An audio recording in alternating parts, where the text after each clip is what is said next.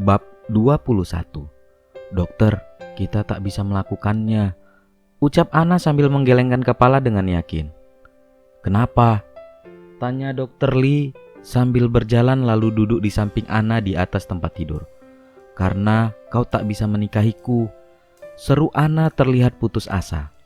Erik kini telah masuk ke dalam kamar, berdiri sambil bersidekap bersandar pada bingkai jendela, menatap mereka dengan serius. Begitu juga dengan Jason yang terlihat sedang mengamati keduanya. Kenapa aku tak bisa menikahimu? Ana kembali terlihat putus asa. Dia terdiam beberapa saat sebelum menjawab pertanyaan itu. Karena kau tidak mencintaiku, jawab Ana putus asa. Dokter Lee terdiam beberapa saat sambil menatap perempuan di hadapannya yang terlihat begitu lelah dengan permasalahan kehidupan yang harus dia hadapi. Bukankah kau pernah mengatakan tidak masalah untuk menikah tanpa cinta? Ana mengambil nafas dalam-dalam. Mata hitamnya menatap mata tajam milik sang dokter. Tapi tidak denganmu. Jawaban Ana itu membuat semua orang di dalam ruangan itu terdiam. Kenapa tidak denganku? Tanya Dokter Lee sambil menatap Ana, dan sedikit rasa kecewa dalam sorot matanya. Dokter, kau adalah pria yang sangat baik. Kau masih muda dan juga tampan, ucap Ana berusaha menjelaskan maksudnya. Karena itulah kau berhak untuk bahagia. Kau harus menikah atas dasar cinta. Kau berhak untuk mencintai dan dicintai. Jangan hancurkan masa depanmu karena masalah yang sedang aku hadapi. Semua orang terlihat tertegun mendengar alasan Ana yang tak bisa menikahi dokter spesialis bedah itu. Dan bagaimana dengan kekasihmu yang sedang menunggumu di Korea? Bukankah kau sangat mencintainya? Apa kau mau mengkhianatinya? Lanjut Ana membuat Dokter Lee seketika teringat akan gadis bermata bulat yang selama ini ia cintai. Dan entah kenapa akhir-akhir ini sosok itu tak pernah singgah ke dalam pikirannya. Ayumi, ucap Erik dengan lirih, ada kesedihan dan kerinduan dari suaranya yang membuat semua orang kini menatapnya. Bukankah kau bilang hanya memberinya waktu untuk sendiri sebelum kau kembali kepadanya? Lanjut Erik menggunakan bahasa Korea sambil menatap Dokter Lee dingin tanpa ekspresi. Tapi dia tidak mencintaiku, dan kita berdua tahu siapa yang sebenarnya yang dia cintai, jawab Dokter Lee lemah, masih menggunakan bahasa Korea yang membuat Erik terbelalak. Wow, tunggu sebentar, seru Jason yang terlihat bingung. Kau memiliki kekasih, tetapi dia mencintai pria lain? Tanyanya dengan bahasa Korea dan nada tak percaya. Dokter Lee hanya menatapnya sekilas, lalu membuang nafas berat yang secara langsung menjawab pertanyaan itu. Dan pria itu adalah... ujar Jason sambil perlahan menatap Erik yang hanya terdiam dengan wajah dingin seperti biasanya. Dan akhirnya pria yang berprofesi sebagai chef itu pun hanya bisa terbelalak ketika menyadari apa yang sebenarnya terjadi. Tak ada suara yang terdengar dari ruangan itu. Dokter Lee dan Erik terlihat terdiam menerawang. Jason masih terlihat belum sadar dari keterkejutannya, sedangkan Ana terdengar membuang nafas berat. Kau lihat, bagaimana bisa kau menikah denganku, sedangkan kau sendiri masih mencintai perempuan lain, ucap Ana sambil menatap Dokter Lee yang menatapnya. Karena aku ingin menolongmu, ucap Dokter Lee dengan penuh kesungguhan. Dengan mengorbankan kebahagiaanmu sendiri dan mengkhianati kekasihmu? Tanya Ana membuat Dokter Lee terdiam. Semua orang larut dalam pikiran masing-masing. Erik menundukkan kepala sambil memejamkan mata, sampai akhirnya ia mengangkat kepalanya, menatap Ana dan Dokter Lee yang masih terdiam. Ia mengambil nafas dalam-dalam sebelum mengutarakan pikirannya. Kenapa kalian tidak kawin kontrak saja? Semua orang kini menatapnya dengan mata terbelalak mendengar ide itu. Ana bahkan menganga tak bisa berkata-kata. Satu-satunya jalan keluar adalah kalian berdua menikah. Semua orang di Riverville sangat mengetahui bagaimana Sohyuk menyayangi Alice. Juga sebaliknya, tak akan ada yang meragukan kasih sayang tulus di antara keduanya.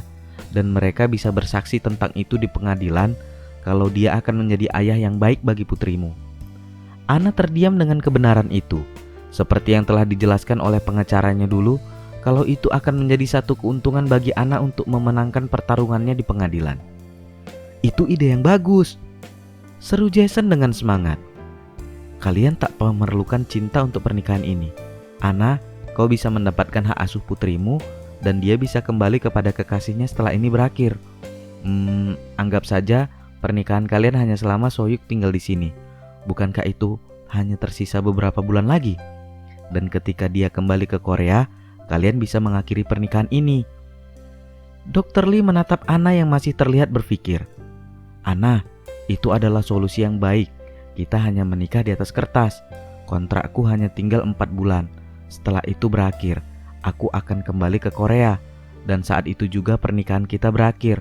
Tak akan ada yang tersakiti di sini. Kau bisa mendapatkan hak asuh Alice dan aku bisa kembali ke Korea dengan tenang. Anna menatap Dr. Lee beberapa saat. Entahlah, apa ini benar-benar jalan keluar yang terbaik? Ujar Anna masih terlihat ragu. Iya, seru ketiga pria yang kini menatapnya yakin dan membuat Anna membuang nafas berat tanda menyerah. Layaknya semua perempuan di seluruh dunia yang memimpikan pernikahan mereka.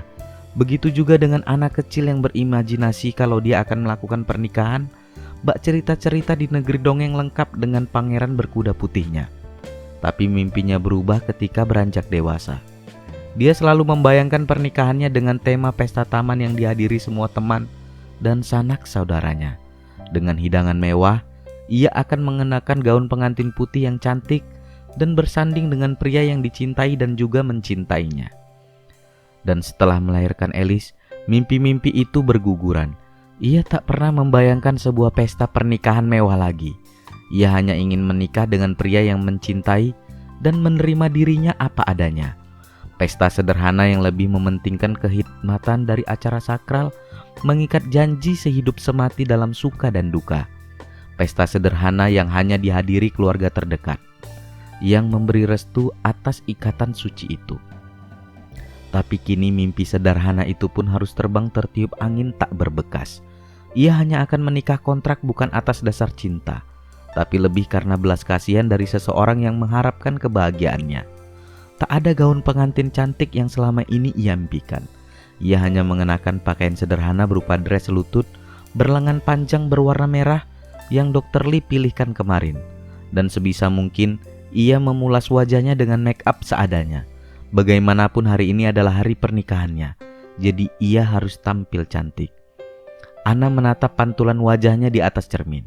Matanya terlihat basah dengan buru-buru ia mengambil tisu sebelum air matanya menghapus make up yang sudah susah payah ia kerjakan. Jangan menangis, Anna.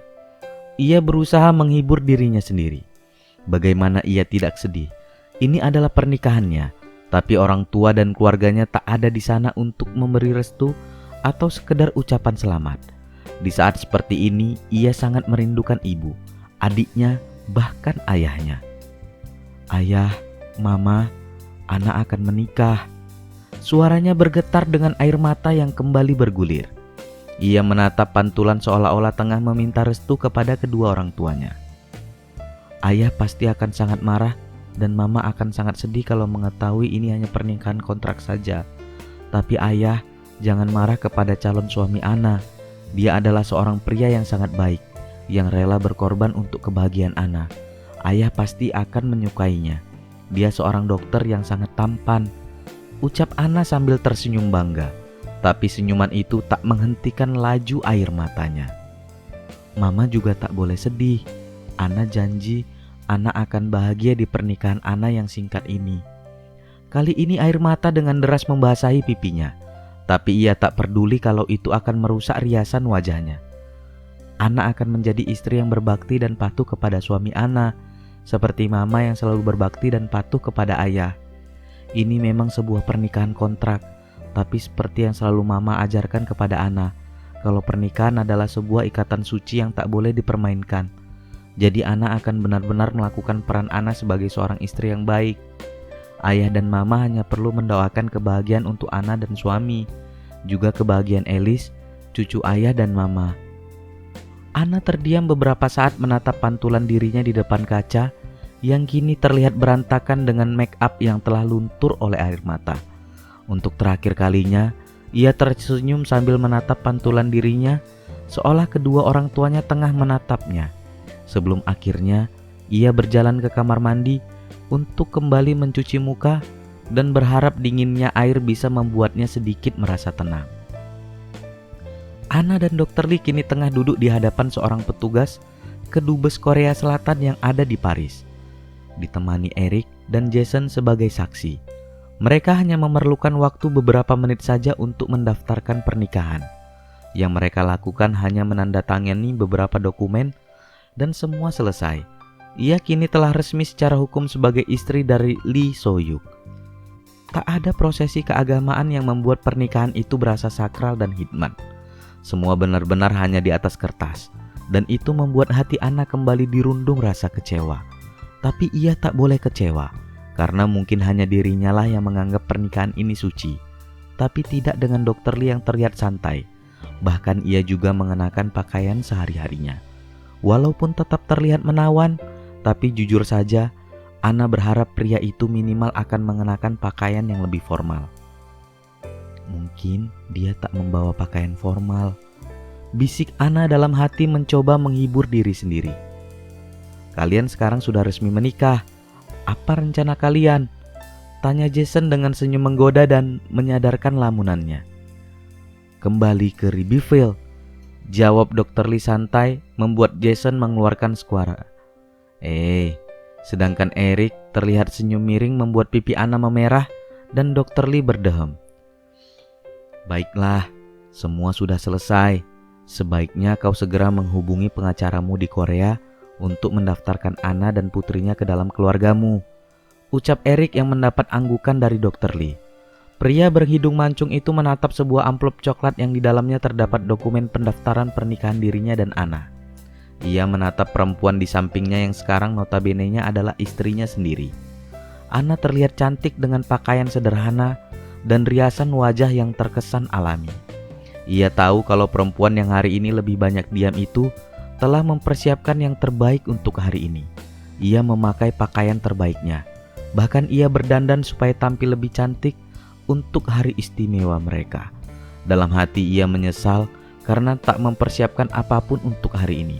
Seharusnya ia tahu pernikahan untuk seorang perempuan tetaplah menjadi hari istimewa, walaupun itu hanya sekedar pernikahan formalitas di atas kertas.